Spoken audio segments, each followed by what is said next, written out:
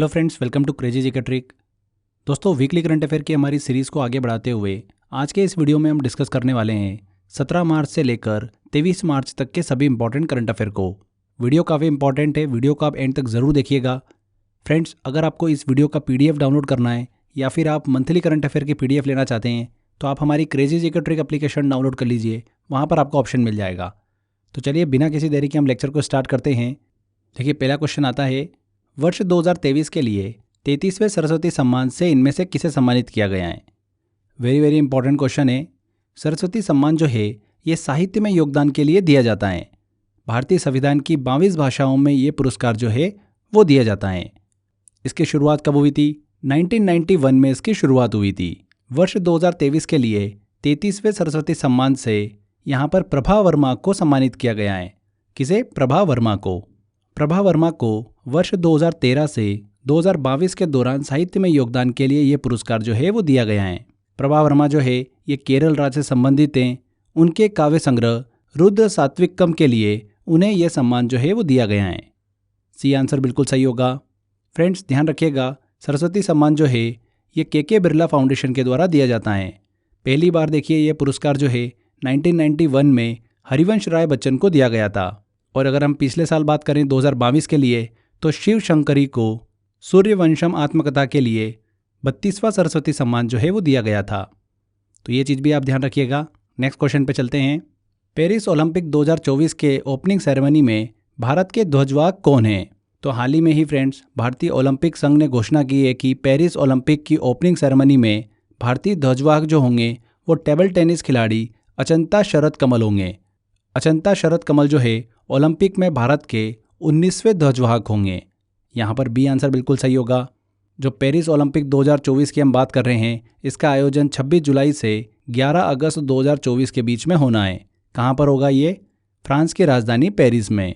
इसके अलावा भारतीय ओलंपिक संघ ने मुक्केबाज MC मैरी कॉम को पेरिस ओलंपिक में भारतीय दल की प्रमुख जो है वो नियुक्त किया है। शेफडी मिशन।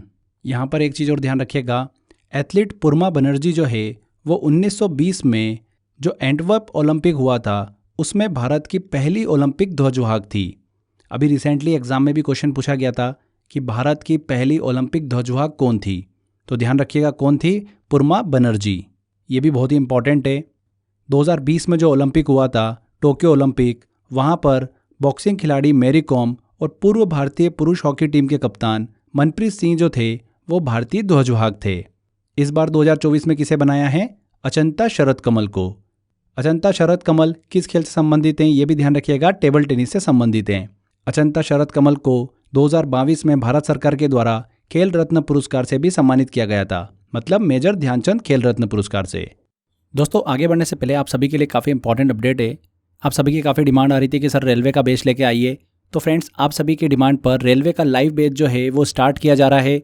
5 अप्रैल से ये बैच जो है वो स्टार्ट होगा। किन किन एग्जाम को ध्यान में रखकर ये बैच जो है वो स्टार्ट किया जा रहा है? NTPC एग्जाम, ग्रुप D की एग्जाम, RPF में SI कांस्टेबल, LP के लिए CBT 1, RRB टेक्नीशियन की बात करें तो ग्रेड 3, इन सभी एग्जाम्स को ध्यान में रखते हुए ये रेलवे का बैच जो है आपके लिए स्टार्ट किया जा रहा है।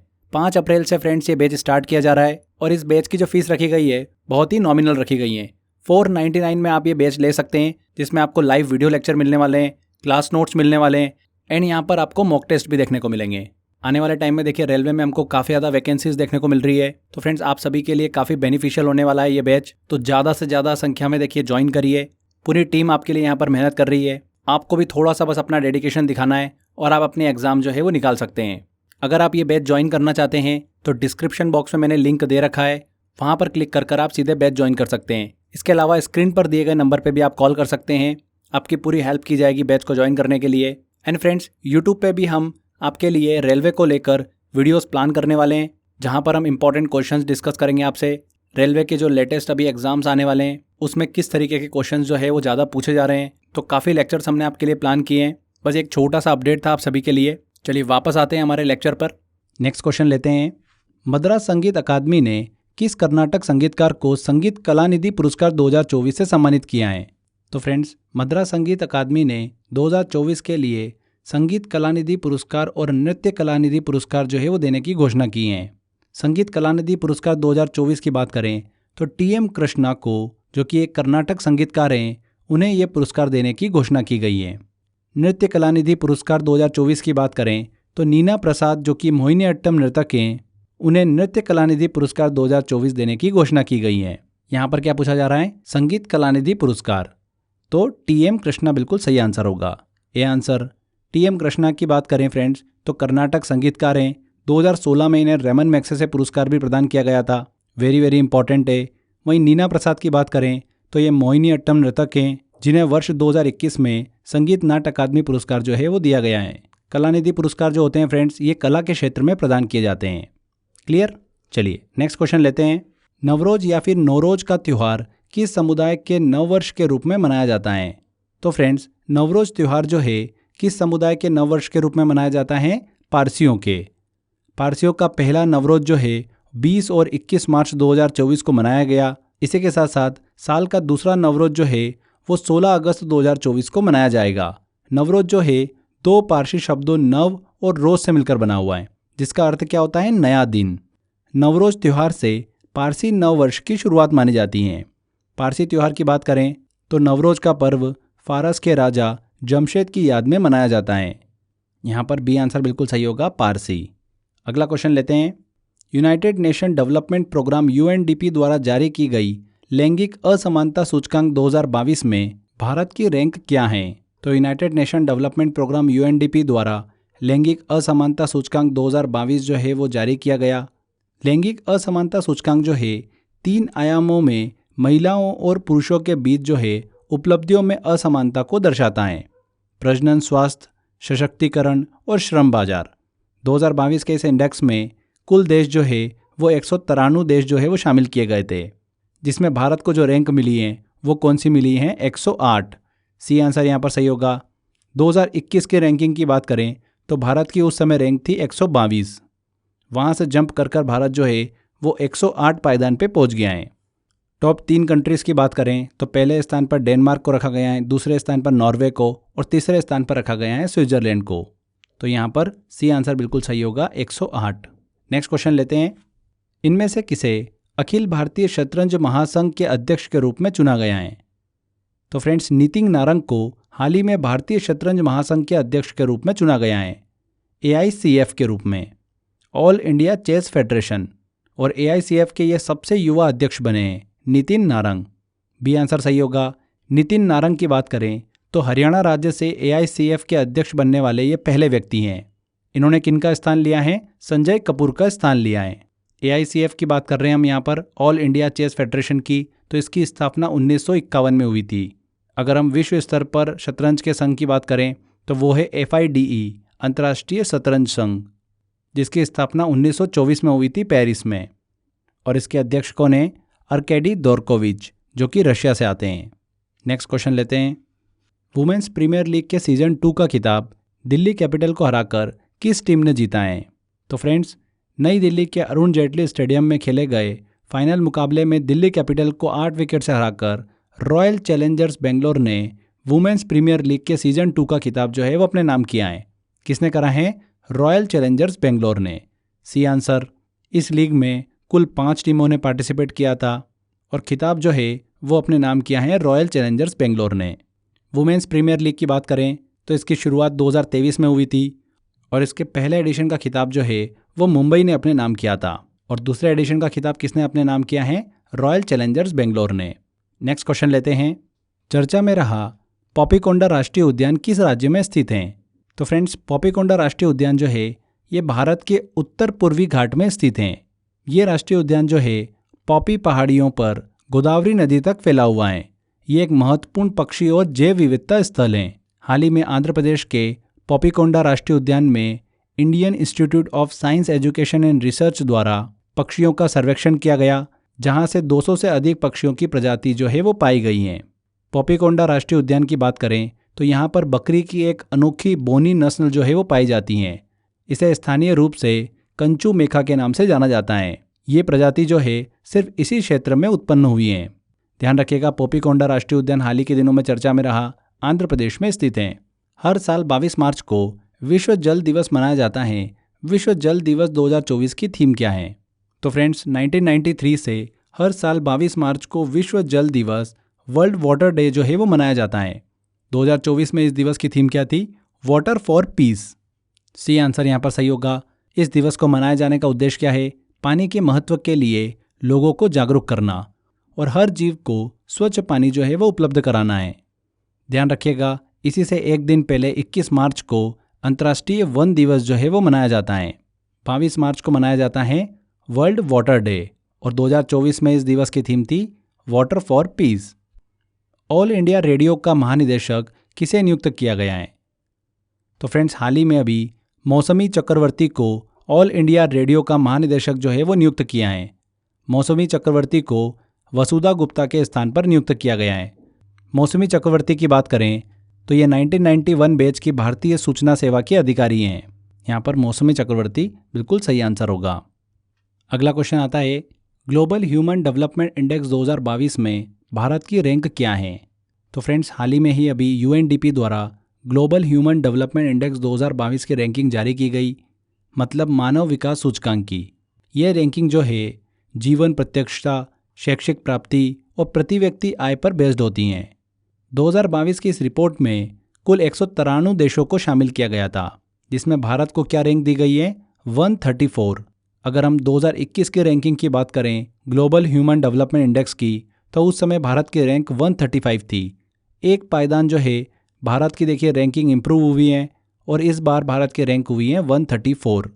टॉप 3 कंट्रीज़ की बात करें तो पहले स्थान पर स्विट्जरलैंड को रखा गया है, दूसरे स्थान पर नॉर्वे और तीसरे स्थान पर रखा गया है आइसलैंड को। यहाँ पर बी आंसर बिल्कुल सही होगा, 134। अगला क्वेश्चन आता है, हाल ही में राष्ट्रीय निर्वाचन आयोग ने 18वीं लोकसभा के चुनावों की घोषणा की। भारतीय संविधान के किस अनुच्छेद में लोकसभा का कार्यकाल 5 साल निर्धारित किया गया है? तो फ्रेंड्स, 18वीं लोकसभा के चुनावों की हाल ही में घोषणा की गई है। ये चुनाव जो है 7 चरणों में पूरा किया जाएगा।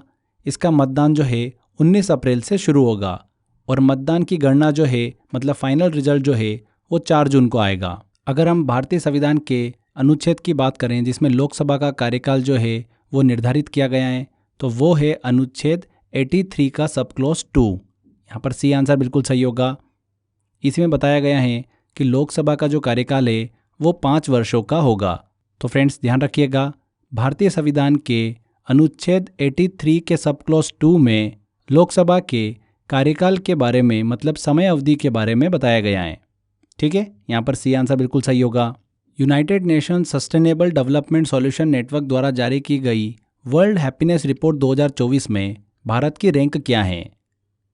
तो फ्रेंड्स, हाल ही में ही अभी विश्व खुशहाली दिवस पर मतलब वर्ल्ड हैप्पीनेस डे पर United nation sustainable development solution network द्वारा एक रिपोर्ट जारी की गई, वर्ल्ड हैप्पीनेस रिपोर्ट 2024, जिसमें कुल 143 देशों को शामिल किया गया था।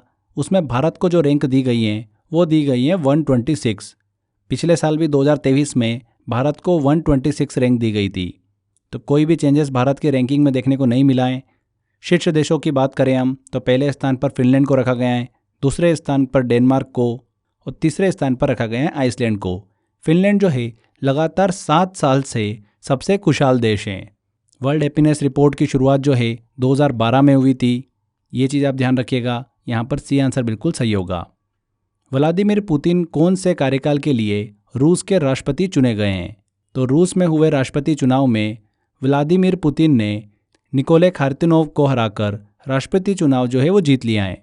इसी जीत के साथ ही व्लादिमीर पुतिन जो है वो रूस के 5वें कार्यकाल के लिए राष्ट्रपति चुने गए हैं, तो 5th टर्म के लिए। बी आंसर यहाँ पर सही होगा। पहली बार व्लादिमीर पुतिन जो है वो साल 2000 में रूस के राष्ट्रपति बने थे। अगले क्वेश्चन पर चलते हैं। निर्वाचन आयोग ने किस भारतीय दिव्यांग खिलाड़ी को राष्ट्रीय दिव्यांग आइकन जो है वो घोषित किया है? किसे घोषित किया है? शीतल देवी को। तो तीरंदाज खिलाड़ी शीतल देवी को राष्ट्रीय दिव्यांग आइकन के रूप में घोषित किया गया है। किस राज्य से आती हैं शीतल देवी? जम्मू एंड कश्मीर से। 2022 एशियाई पैरा खेलों में इन्होंने 2 गोल्ड और 1 सिल्वर जो है वो अपने नाम किया था। इसी के साथ साथ 2023 अर्जुन पुरस्कार से भी इन्हें सम्मानित किया गया था। वर्ष 2023 में एशियाई पैरालंपिक समिति द्वारा इन्हें सर्वश्रेष्ठ युवा एथलीट के रूप में भी चुना गया था।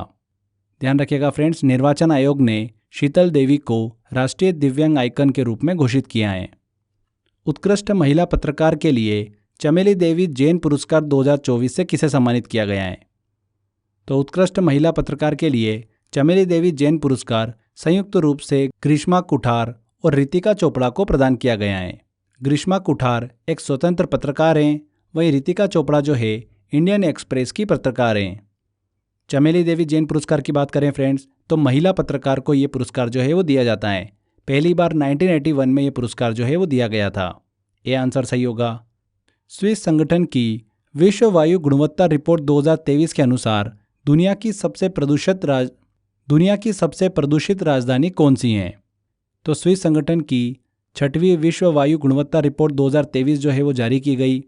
इस रिपोर्ट में 134 देशों को शामिल किया गया था, जिसमें दुनिया के सबसे प्रदूषित देशों और शहरों की सूची जो है वो जारी की गई है। सबसे प्रदूषित देशों की बात करें तो पहले स्थान पर बांग्लादेश को रखा गया है, दूसरे स्थान पर पाकिस्तान और तीसरे स्थान पर रखा गया है भारत को। वहीं अगर सबसे प्रदूषित राजधानी की बात करें तो पहले स्थान पर नई दिल्ली को रखा गया है। साल 2018 से लगातार चौथी बार दुनिया की सबसे प्रदूषित राजधानी है। कौन सी? दिल्ली। सबसे प्रदूषित शहर की बात करें तो बिहार का बेगूसराय है। इस रिपोर्ट में दुनिया के शीर्ष 10 सबसे प्रदूषित शहर जो है मध्य और दक्षिण एशिया में स्थित हैं। यहाँ पर ए आंसर सही होगा, दिल्ली। अगला क्वेश्चन आता है, हाल ही में वर्ष 2021-22 के लिए रामनाथ गोयनका पुरस्कार प्रदान किए गए। रामनाथ गोयनका पुरस्कार किस क्षेत्र में प्रदान किए जाते हैं? तो वर्ष 2021 और 22 के लिए पत्रकारिता क्षेत्र के लिए दिए जाने वाला प्रसिद्ध पुरस्कार रामनाथ गोयनका पुरस्कार जो है वो दिया गया है। ये पुरस्कार जो है 2 श्रेणी में प्रिंट मीडिया और ब्रॉडकास्टिंग मीडिया के लिए दिया जाता है। तो प्रिंट मीडिया में बात करें तो 2021 के लिए कृति दुबे को दिया गया, वहीं 2022 के लिए आनंद चौधरी को ये पुरस्कार जो है वो दिया गया है। ब्रॉडकास्टिंग श्रेणी में बात करें तो 2021 के लिए जुगल पुरोहित को दिया गया और 2022 के लिए हृदय जोशी को ये पुरस्कार जो है वो दिया गया है। ध्यान रखिएगा, रामनाथ गोयनका पुरस्कार जो है ये पत्रकारिता के क्षेत्र में, जर्नलिज्म के क्षेत्र में दिया जाता है। D answer. हाल ही में सौरमंडल के किस ग्रह पर ज्वालामुखी नोटिक्स मॉन्स की खोज की गई है?